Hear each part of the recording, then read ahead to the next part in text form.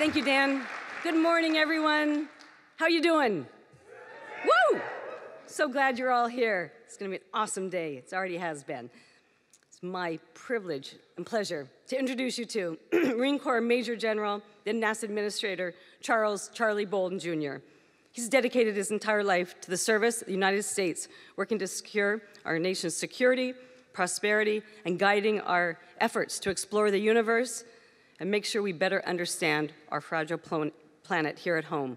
He served as a 12th NASA Administrator from 2009 to 2017, overseeing the transition of the Space Shuttle to the International Space Station, shifting toward the commercial cargo and crew missions, investing in aeronautics technology, creating our Space Technology Mission Directorate, and as well looking toward the Space Launch System, the Orion capsule, celebrating and leading the successes of our Mars Curiosity landing, as well as the Juno mission, New Horizons mission to Pluto, getting to the edge of the solar system, and increasing our Earth observation satellites for Eyes on Earth.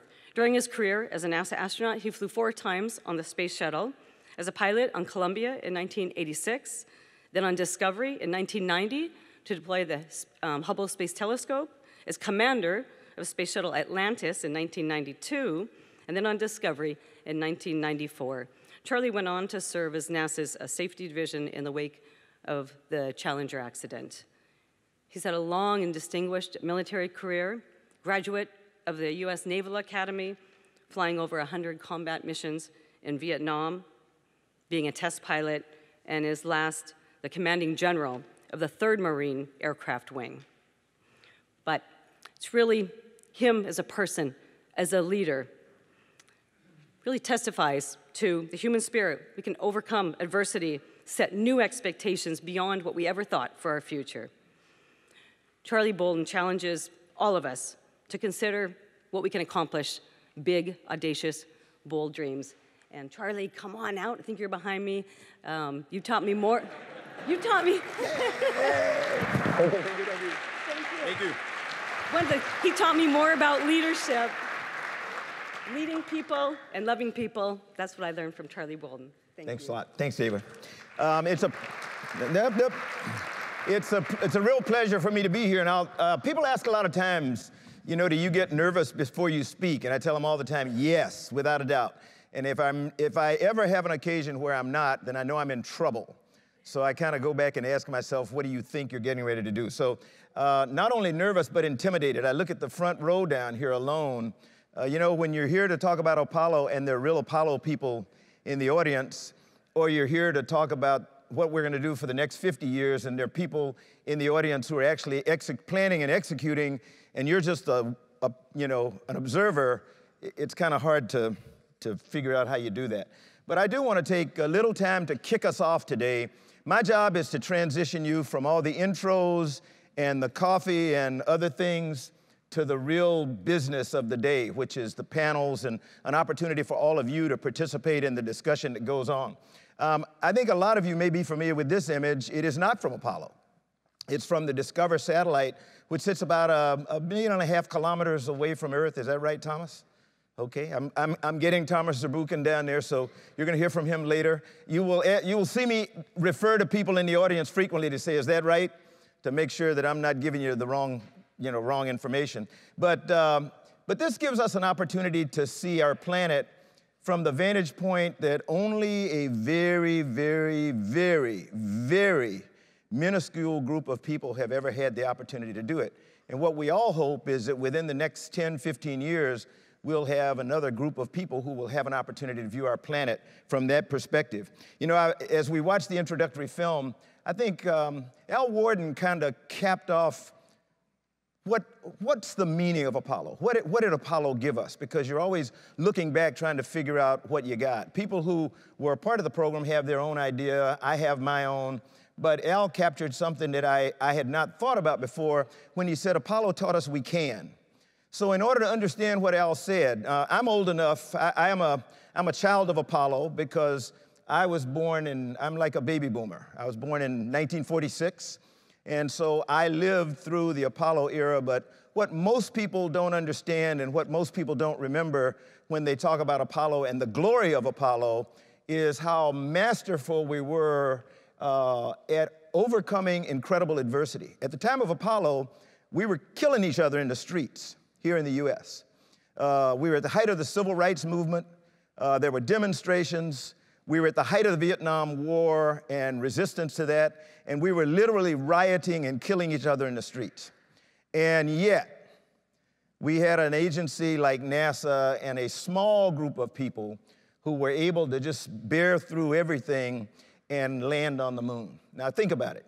So when we say a legacy of Apollo is to demonstrate that we can recognize that there are greater things for us to do as a people, as humanity, and we can press on through. So I'm reminded of that. The other thing that this image reminds me is a statement from Bill Anders, and he was going to be here today, I think, and I don't know, is Bill here yet, Charlie? You know? Okay. Bill Anders is the guy that is credited with taking the Earthrise photo. My favorite statement from Bill Anders, I don't have a lot of favorite statements from Bill Anders, but my favorite statement from him, he is reported to have said, and since I don't think there's anybody here in his crew, so you'll have to take my word for it. I was hoping he'd verify it. He said, you know, we came all the way to explore the moon, and we discovered Earth. And that is just incredible because I think I am one who believes that the Earthrise photo was the beginning of the modern environmental movement. It was what got us to understand this planet on which we live. This is a lot later, and it's a lot closer because this was taken by an IMAX camera on board Discovery in 1990 after we had deployed the Hubble Space Telescope. But it gave me an opportunity to look at our planet from that perspective and see, you know, the Earth is not fragile, first of all. Okay, I'll disagree with all of you who want to say Earth is fragile. We're fragile. The dinosaurs didn't make it. Earth is still here. We won't make it if we're not smart. So maybe I'm being technical there. This will survive. We won't unless we get smart about taking care of this planet. It's the only one we got, as I said in the first slide. But another thing about this, particularly in this day and age, is that you get the realization that there are no borders, no boundaries, none of that stuff down here on the planet. That's not the way the Creator, if you believe in the Creator, that's not the way that He did it, he or she. There are no borders, no boundaries other than those that are in our head. So the way that we work today is internationally in trying to overcome the adversities that we have, and I think that's really, really important. Shuttle, which is where we moved after Apollo, allowed us to do one. I think the legacy of Shuttle will be the onset or the coming of diversity to NASA, to the agency. With Apollo, we had a 3-person crew. Almost all were test pilots. All were, I used to say white Anglo-Saxon Protestant, but they weren't. But they were all white men. So it was a very homogeneous group of people. With Shuttle, we went to 7, one time 8-person crews, and what it gave us was the opportunity to give people an opportunity to fly who never would have flown before, had we gotten to a vehicle that could accommodate that many people.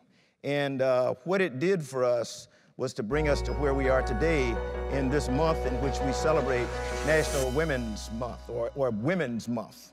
And we just came back about a week ago. I was in India for International Women's Day, and it was like a madhouse.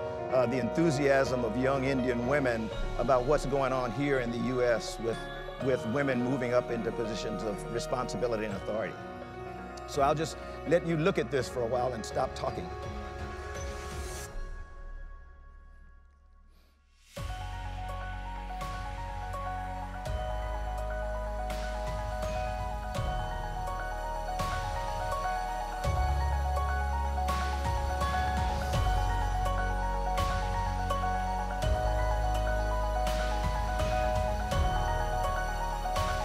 That's a pretty impressive group when you stop and think about it.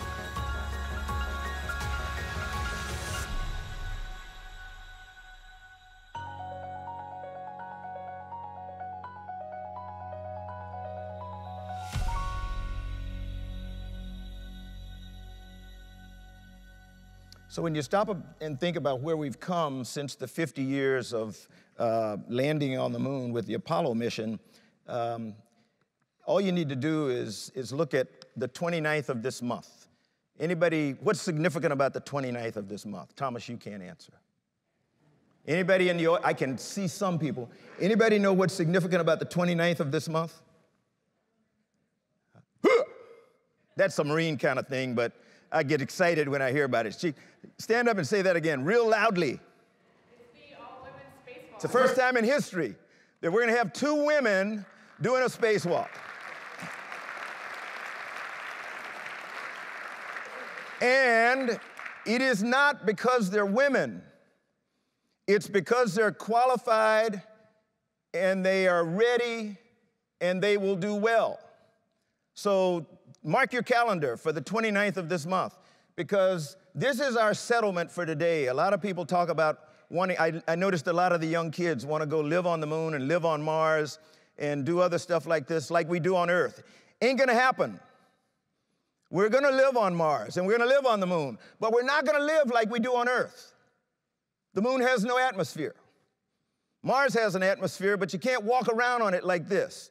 So we're gonna be specially equipped, you know. It's gonna be like I do when I'm going into an environment that has a lot of gases and stuff, and I put on a mask and all that stuff. So we are not gonna live there unless we do what Elon wants to do and terraform Mars, you know, and make it like Earth, like we think it maybe used to be. But we will live there, but we won't live there like we live on Earth. So again, take care of this planet, because we want to be able to come back and do that. I don't want any of you to travel to Mars to die. I want you to do the round trip thing. So, you know, when people start offering tickets and they're cheap, don't take the one-way ticket. Take the round trip ticket, because it's really worth it. Why do I say that? Because we need for you to go and come back and tell your story. The only reason we know what we know about Apollo is because we have flight directors, flight controllers, nurses, doctors, astronauts who have been telling their story about unexpected things, and you're gonna hear some of those today. We need people to come back from Mars and come back from the moon and tell their story. Today, we live off Earth for Earth. The stuff that's going on the International Space Station, our present-day settlement, is absolutely incredible. If any of you have anyone in your lives who's 18 years or younger, they have not taken a single breath in their lives when human beings have not been living and working on this settlement. So, you know, it's only there for a little while longer. Also, it's a machine. So it too will die. And when it does, we've got to replace it with something. And many of us, I can see David Thompson out there and some others, many of us were hoping that this will be replaced with commercial entities, platforms, modules, you name it, so that we can do specific things like pharmaceuticals development, materials processing, biomedical research. But that's the follow-on when we finally leave this era of the International Space Station. This is what's going on station today. Many of you know this, but for those of you who don't, you'll get a quick look, sort of a bird's eye view of some of the myriad scientific endeavors that are going on station today. We now have, I think, 3 3D printers. One of them prints metal. We're now doing gene sequencing. So we're doing things that nobody ever dreamed we'd be doing in the microgravity of space on the International Space Station today. It is truly a habitat or a settlement off Earth where human beings are working. The U.S. segment is actually, by act of Congress, considered to be a national laboratory. Scott Kelly says the lettuce is all hyped up. It's a little too sweet. But we'll get there. I think we've got cherry tomatoes and beans and other stuff that's coming.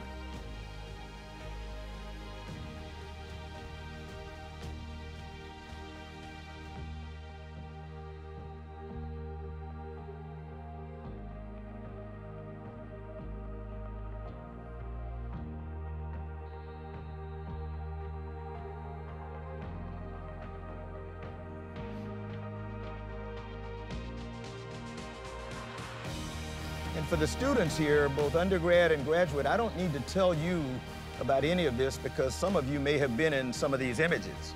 Or if you're not, then some of you have been working on things that made these particular activities possible. So you're kind of living this dream, and you need to tell your story when you go back home to your friends and let them know what it's like to be a part of this emerging program that we're doing now. NASA made a decision. Well, the decision was made for NASA back in 2003 when we lost Columbia, that we would phase out of the shuttle. We'd finish construction of the International Space Station, phase out of the shuttle, and then move out of the shuttle era, the incredible 30-year space shuttle era, into a new way of taking things to and from space. And so the decision was made that we would enter into public-private partnerships. And so we turned to companies like now Northrop Grumman, used to be Orbital Sciences and Orbital ATK. David Thompson is here, the founder and visionary for Orbital ATK. Cygnus is the module that is one of our reliable ways to get cargo to and from space today. You know, it saves NASA, interesting, we don't pay $2 billion a year anymore just to maintain the shuttle, whether we fly it or not. We actually help to grow a commercial industry by investing that money in the private sector, where they provide the capability, we buy the service. So today, we purchase the service to get things to and from space. The SpaceX Dragon, which was the first commercially built vehicle to go to space and then safely come back to Earth, has been incredible. The old standby, the Russian Soyuz, that's the way we've been taking crews to the International Space Station since 2003. The decision was made that in order to complete station, we needed to try to spend as much time as we could in construction, and we would take the construction crews, people like Mark Lee and others, to station by way of shuttle so that we could get the work done and finish it by 2010. And we pretty much met that schedule, but we needed to take our crews for the station there on Soyuz. And we're on the verge, as somebody said in the video, of no longer having to rely on the Russians to get our crews to space when the Crew Dragon and the CST-100 from Boeing begin to fly crews, hopefully by the end of this year. One of our international partners, JAXA, has the HTV. And then coming maybe by 2020, 2021, the Dream Chaser. Dream Chaser did not win in the initial competition for cargo, but they stuck to it and kept going, and NASA awarded them a contract a couple of years ago to become a commercial cargo provider. The good thing about Dream Chaser, in my estimation, since I'm a pilot, is that it's developing a crew capability, and so one of these days we'll be able to bring, in the event, the hopefully never to be needed event, that we have a crew member that's really ill and needs to get back pretty quickly, you can get back to a runway in about 2 hours once the emergency is declared with something like the Dream Chaser that can come back and land on a runway. But for now, it's a cargo carrier. This has been an incredible 2 months, if you stop and think about it. So things that we talked about, we have been talking about for almost 20 years, at least the last 10. Came in very rapid succession. Virgin Galactic flew twice. Their second flight into space was with Beth Moses, a non-pilot, non-crew member, to demonstrate that suborbital flight with non-astronauts is in fact capable. Commercially, SpaceX flew the Crew Dragon to the International Space Station, did their normal checkout, and everything came back safely, landed. And if all goes well, they'll be certified, and we'll be flying our first crew to station on the Crew Dragon by the end of the year. The Boeing CST-100 on the right, scheduled to fly probably a couple of months. It's uncrewed test flight or demo flight. And then, if all goes well, by the end of the year, we'll be flying crews to station on the Crew Dragon. I throw this in only because it's one of the things I failed. I failed at a lot of things as the NASA administrator. But one of the biggest things I failed at was trying to bring these guys on as a partner. Early in the Obama administration, we actually went to China. Bill Gerstenmaier, who you saw in the video, Peggy Whitson, who at the time was the chief of the astronaut office, and we were sent on a mission to talk to the Chinese, look at their gear, and make the determination as to whether there was a feasibility of collaborating with them. They're really good. They have great systems. They have a 25-year plan that they can follow. because they don't, they don't do the stuff, unfortunately for them, maybe fortunately for us, we do things a little bit differently. But this is Shenzhou, which is their crew vehicle, taking things to Tiangong, which is a module, a standalone module that they're now starting to group. Maybe they'll have 2 pretty soon. But one of these days, I think we'll actually be working with the Chinese as another of our international partners. These are some of the things that go on in space today. And again, many of you are already doing it. My favorite, and one that I think is probably most important of all the in-space solutions with this public-private partnership, is the education and outreach, because it's that allows us to build the pool of talent that will be the Mars walkers of tomorrow and the moon walkers of tomorrow. Without that, we are nothing. So if you happen to work in education and outreach, you're number 1 in my book, because that is absolutely critical for us. Astronauts here today will tell you that on station today, they spend a lot of time in front of a TV camera talking to kids in some classroom somewhere in the world. And that's really critically important. The other thing that's kind of new, advertising and branding. We found when you deal with commercial entities, they got to make money. And they make money in all kinds of ways. If they tried to depend on what we pay them, they wouldn't last very long. So they're looking for ways to advertise to get non-government passengers and non-government customers, and SpaceX leads the pack right now. Most of their flights today are non-government flights. They're commercial flights with commercial revenue. The other thing is they like to advertise. NASA doesn't advertise. NASA can't advertise. So right now, Jim Bridenstine, the NASA administrator, has formed a group to go off and look and say, okay, can we do this? Can we authorize our commercial partners to do advertising and branding? My guess is, although I didn't do it, was, yeah, we're probably going to decide that's okay. But that's sort of the new thing. So these are some of the things that are going on right now. Here's the roadmap to Mars. I don't need to talk to you all about it. You know it much better than I do. We've spent the last 50 years in low Earth orbit. As Al Warden said in the video and several other people said, 50 years is long enough. It's now time for government entities, NASA and its international partners, to hand off low Earth orbit operations and maintenance to the private sector. They're more than capable of doing it. We'll still have to operate there because there's stuff that we have to do as we move on out to the moon, but we'll move on out to the moon. The decade of the 20s is considered to be our time in lunar orbit and on the surface. If everything goes well for a company called Space.il from Israel, they'll land a little lander on the surface of the moon here in a week or so, couple of weeks. And so that'll hopefully serve as an impetus for others in the private sector to want to do the same. We need partners internationally and commercially who can build landers to get humans back on the surface of the moon. My fear is if NASA and other government organizations decide that this is a mission we're going to take on, we'll never leave the moon. That's just my fear.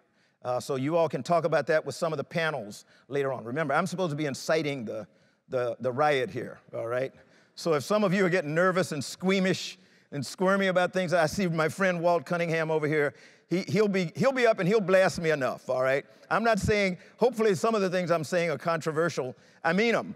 I'm not just saying them to stir the juices, but there are things that we all need to be looking at how we want our industry, this industry, to develop. So it's 10 years or so in lunar orbit, back on the lunar surface, the decade of the 20s. And then I think we're about ready to step on out to Mars. How do we do it the first time? We don't know. Do we put humans on Phobos or Deimos and let them do robotic operations? As a Marine, I happen to believe we are not going to put humans at risk to build a habitat. We don't need to.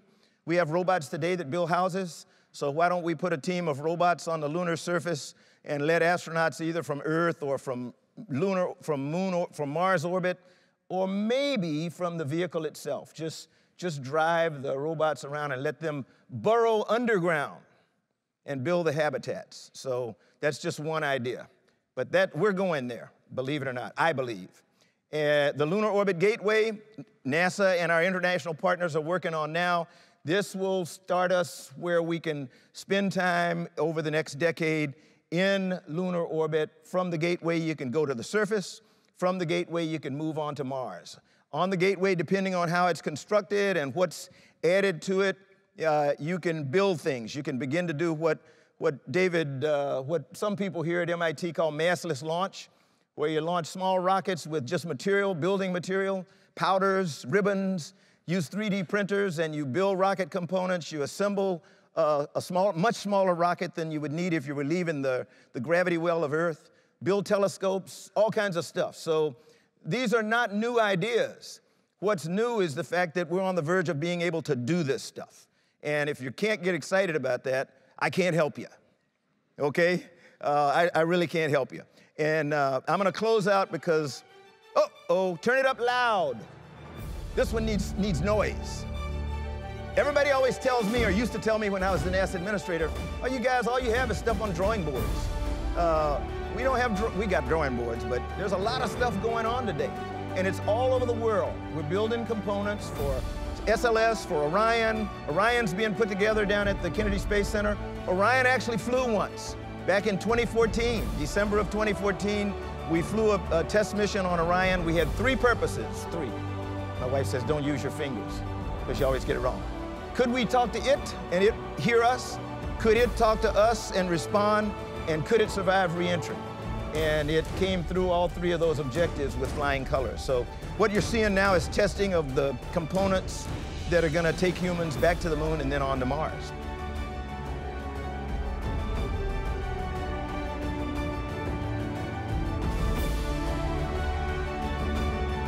This is work going on at the Kennedy Space Center where they're in sort of what I would call the final assembly and checkout of Orion before it flies in 2021 or so.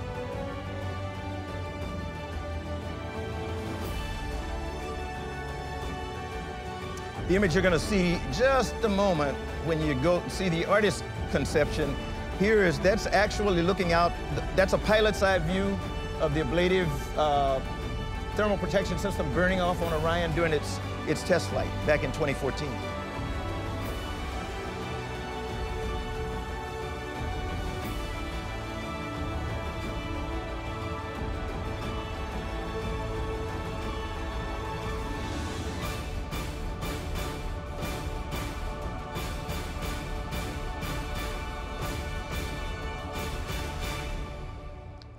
So that's about where we are in terms of almost being ready to go back to the moon and on to Mars. And I will close out with this because this is one of my heroes or heroines.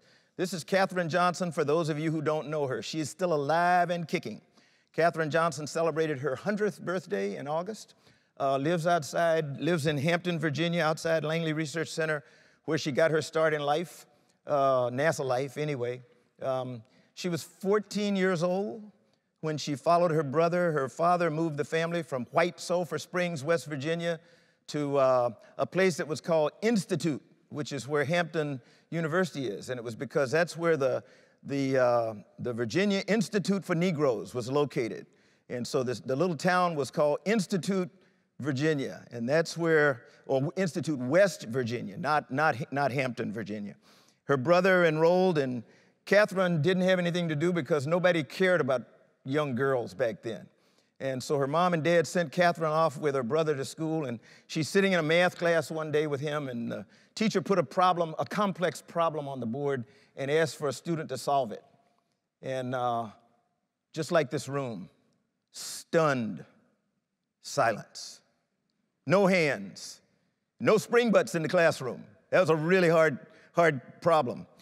And the teacher saw this little sheepish female hand kind of go up, and she said, Katherine, you think you can solve this? And Katherine went up to the board and solved the problem, and that was the beginning. Her parents were approached by the professor, said, she needs to be in school.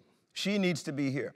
Katherine Johnson graduated from what is now West Virginia State at the age of 16, went off, and at the age of 18, I take that back, went off, could only find a job one place because the NACA at the time was hiring, and they needed human computers. And so they hired her along with a number of black and white women People who saw the movie Hidden Figures make the mistake of thinking that Hidden Figures is just about the black women at Langley.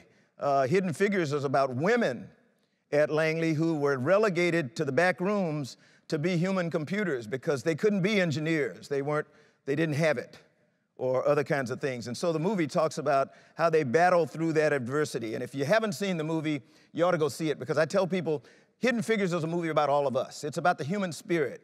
It is about the spirit and the will to overcome and to do great things. And as Al Warden said, I think as we begin now to move out of low Earth orbit, back to the moon, and then on to Mars, it's going to take a lot of this kind of stuff. You know, back in the Apollo days or Mercury days, we called it the right stuff. I don't know what you call it today, but it's going to be a lot of this kind of stuff. But I think we have it, and I think we're demonstrating it day in and day out. I hope all of you enjoy the rest of the day. Ask lots of questions. Do not let the panels off easy. I want you to just burn Walt Cunningham when he comes in, because he gives me a hard time all the time. Get everybody. Tony England's down here. He's ready. I could go around, but ask lots of questions, all right? Because we want to come out of this day, we want to understand what we got out of Apollo, but even more importantly, we want to understand where we think as a nation and a people we're going over the next 50 years. So Apollo 50 plus 50, we should have a pretty decent idea of where we're going when this is all over. Thank you all very much for the time, and God bless all of you. Thank you.